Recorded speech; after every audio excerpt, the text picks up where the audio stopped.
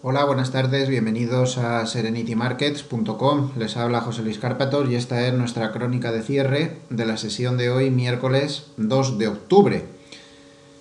Nos hemos dado un tortazo. Nos hemos dado un tortazo, pero de mucho cuidado.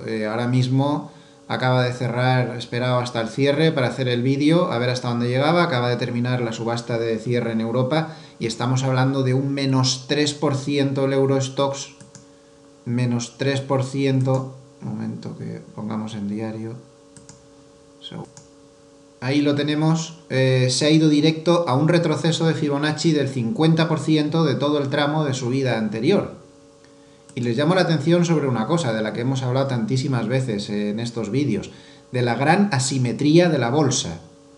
Para subir todo este tramo que ha bajado hoy, le costó, cuando iba al alza, 1, 2, 3, 4, 5, 6, 7, 8, 9, 10, 11, 12, 13, 14 y 15 sesiones, 16 sesiones más o menos, para consolidar esta subida que hoy la ha perdido en un solo día. Yo diría que hasta en unas horas. Ni siquiera se ha parado en el 38.2%, ha habido señales de pánico en muchos momentos y tampoco se ha parado en la media de 100 y al final se ha parado en el retroceso de Fibonacci del 50%. El DAX, ni les cuento, tenía un soporte psicológico en 12.000 y si nos vamos a gráficos muy cortos, pues vemos que cuando ha llegado a la zona del 12.000, que estaba más o menos por aquí, era tal la fuerza que llevaba que un nivel como ese, que suele ser psicológico y que aguanta mucho, ha estado ahí 1, 2, 3, 4, 5, 6 minutos, 7 minutos, toda esa la resistencia que le ha presentado a un nivel tan psicológico, inmediatamente ya ha dado señales de que no se paraba y se ha metido un trompazo, han saltado todos los stops. Personalmente he intentado ver si pillaba algo en el rebote de 12.000, le he tenido que salir tarifando y bueno, al ver que perdía pie, pues lo he intentado hacia abajo. He tenido la suerte que ha salido bien, pero casi me engancha en el rebote de los 12.000, porque es que ha estado 7 minutos ahí tonteando, pero no terminaba de rebotar, no tenía, o sea, no le paraba nada y al final ha perdido todos los soportes habidos y por haber. Bueno, esto es un poco anecdótico, pero se lo vengo a contar para que vean la fuerza que tenía en la bajada, que ni siquiera ha respetado un nivel psicológico de número redondo que hacía mucho que no visitaba. Lo ha pasado ya muchas veces, lo ha atravesado muchas veces en los últimos días, pero una resistencia de 7 minutos solamente en un nivel así, pues, y además que ha rebotado 3 o 4 puntos, como mucho. Pues habla un poco de cómo están las cosas. Ya la media de 200 vuelve a ser el nivel de soporte nuevo, por aquí no hay quien lo pare ya. Al DAX le ha pasado un poco como al Eurostoxx. No se ha parado en el 38.2, ha perdido todo lo que había ganado en muchos días de golpe y ahora pues a ver qué pasa. Ya ha llegado casi al 50% de retroceso y está ahí pues en la media de 200. En divisas, pues tenemos al yen activado como valor refugio, como no podría ser de otra manera. Al Bund alemán, curiosamente, a la baja, no así los bonos americanos sí están al alza, pero no el Bund alemán, que está a la baja, y esto les puede parecer sorprendente, ¿no? Porque dirán, bueno, pero ¿cómo puede ser? Si con un trompazo así, lo normal es que estuviera actuando como valor refugio, ¿verdad? Como de hecho están haciendo los bonos americanos. Bueno, pues lo que pasa es que ya desde esta mañana lo comentábamos, se le ha metido entre ceja y ceja al mercado y posiblemente con razón que el BCE no tiene munición. Ayer di una conferencia a Draghi y hace poco tuvo una entrevista en el Financial Times en la cual lo dijo muy claro, es que nosotros poco más podemos hacer, o toman los estados medidas o no vamos a ir a ningún lado. ¿Ustedes se imaginan a los estados tomando medidas? Como por ejemplo al Estado español, que no tenemos ni gobierno, qué medidas vamos a tomar, ¿no? Sería bastante curioso. Si no hay gobierno, pues no se toman medidas.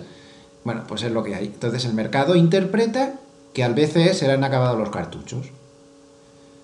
Peligroso eso, esa consideración. Trompazo total de los futuros americanos, grave trompazo, y esto hay que analizarlo despacio. Si recuerdan, ya estábamos varios días advirtiendo, bueno, lo primero es que el jueves pasado ya nos surgió la primera advertencia cuando el conteo que hacemos de manos fuertes nos dio al cierre del jueves pasado que desaparecía el saldo neto comprador, que apareció pues más o menos por aquí y que había estado pues hasta por ahí más o menos. Aquí empezó a disminuir, ya lo fuimos comentando en la web, aquí empezó a disminuir y el jueves pasado, pues no sé qué día fue este, me parece que fue, no sé cuándo fue, se cerró y pasó a neutral. Es decir, que las manos fuertes no las tenemos ahí. Eso es importante. Y esto está contando. Esto está contando. No están las manos fuertes ahí. Se cerraron antes de la caída. Los tipos, como siempre, muy acertadamente. Antes de la caída. Pero es que tenemos otro problema que también ha influido en la bajada de hoy. Que también lo venimos comentando desde hace 20 días. Es que estamos ya en blackout de recompras. Claro, al mercado le faltan esas contrapartidas milagrosas que siempre aparecían, que eran las recompras de acciones propias, pero es que no hay, porque ahora mismo a estas alturas ya, pues prácticamente el 80% de las acciones del SP500 no pueden recomprar, porque están en el periodo de prohibición.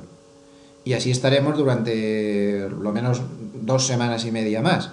Esto también está influyendo en que tengamos todo este panorama. Otra cosa que está influyendo, evidentemente lo más importante de todo es el shock al que se vio sometido ayer el mercado, cuando quizá un tanto ingenuamente estaba siendo un poco demasiado optimista, porque no olvidemos una cosa, con una Alemania, perdón, este es el Eurostoxx, con una Alemania en recesión, ya me contarán, ya nos contaremos, la verdad es que era sorprendente, qué hacía el DAX a estas alturas, pero bueno, la tendencia, y seguía subiendo, pero con un país que está entrando en recesión, y es que estamos hablando de máximos desde mediados del año pasado.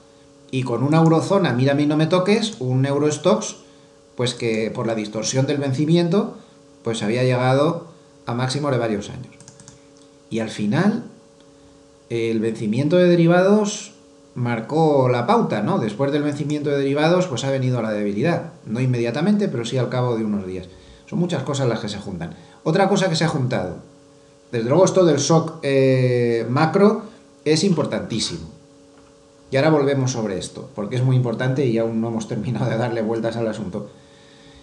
Veníamos diciendo desde hace días que a mí cada vez me interesa más lo que dicen los bancos de inversión, los departamentos de cuantitativos.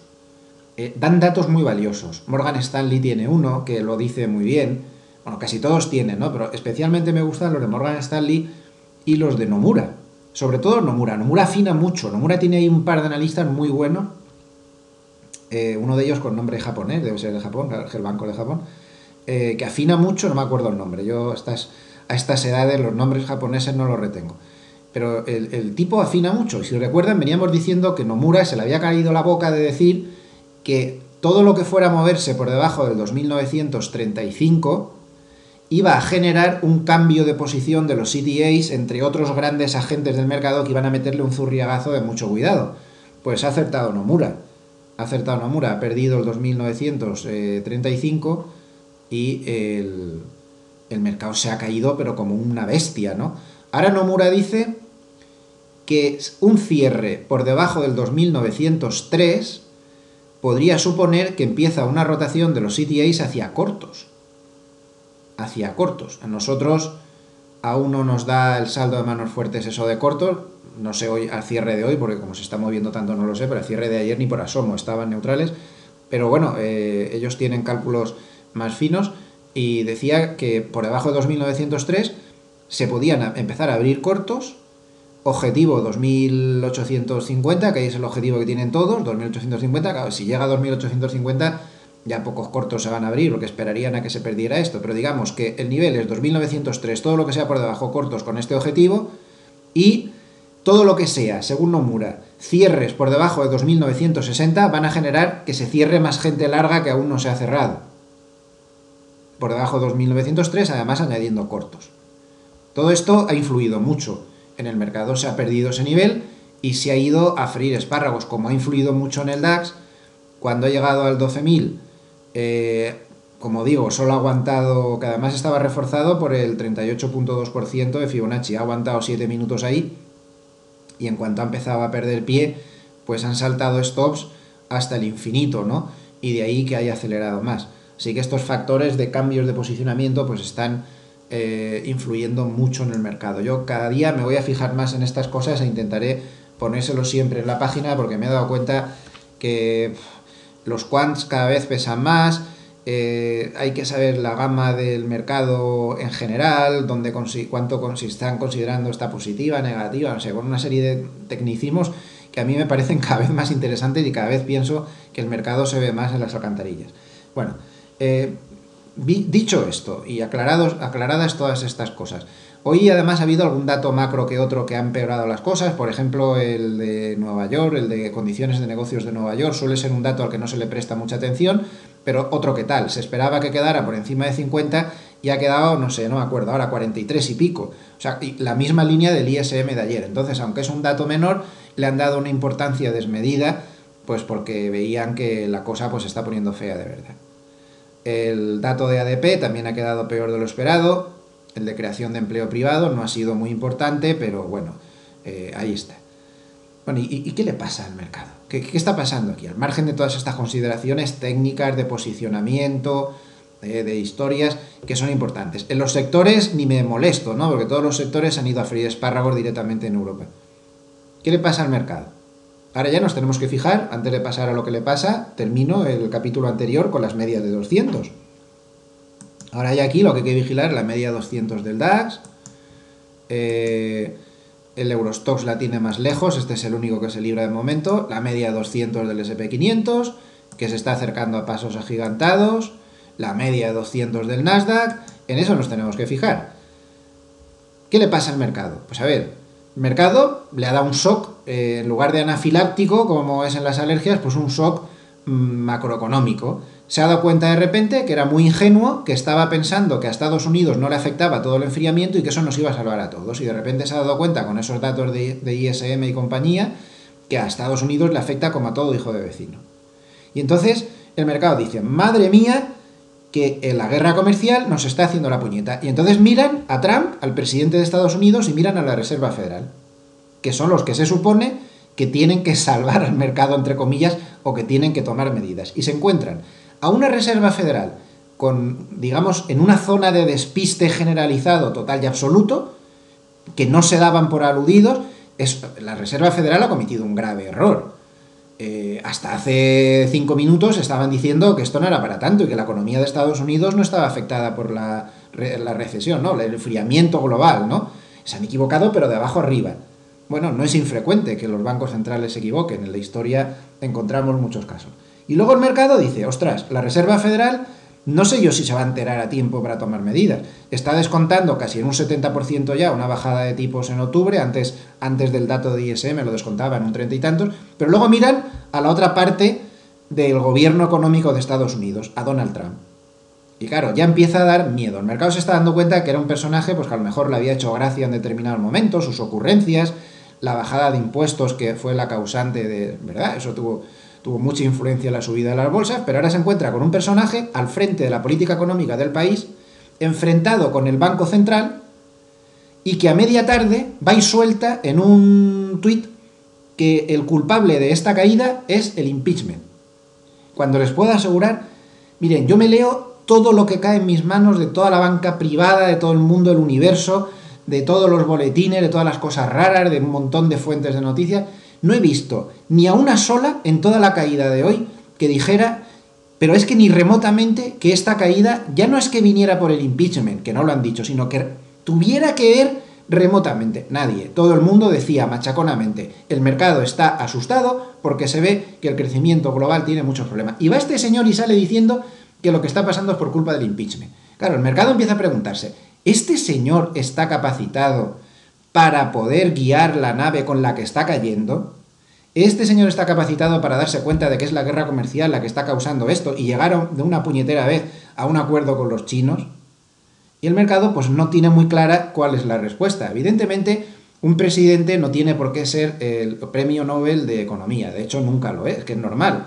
Pero la mayoría de presidentes escuchan a sus asesores, entre los cuales sí hay premios Nobel de Economía en Estados Unidos y sí hay gente que sabe muchísimo de economía. Pero el problema es que el mercado se pregunta, ¿Trump escucha a sus asesores? porque sus asesores ya les tienen que estar diciendo: llega un acuerdo comercial con China o nos vamos a hacer puñetas y el año que viene no va a salir reelegido porque en recesión históricamente pues no se gana. Todas estas cosas se las está preguntando el mercado en todos estos momentos. VS ha puesto el dedo en la llaga de manera muy acertada a mi modo de ver, creo que es un buen análisis, cuando ha dicho que ellos pensaban que el año que viene, si no se remedia, 2020 vamos a tener el menor crecimiento global desde la época de la crisis, y que además ellos esperan un empeoramiento bastante considerable de la guerra comercial en un horizonte de 6 a 12 meses.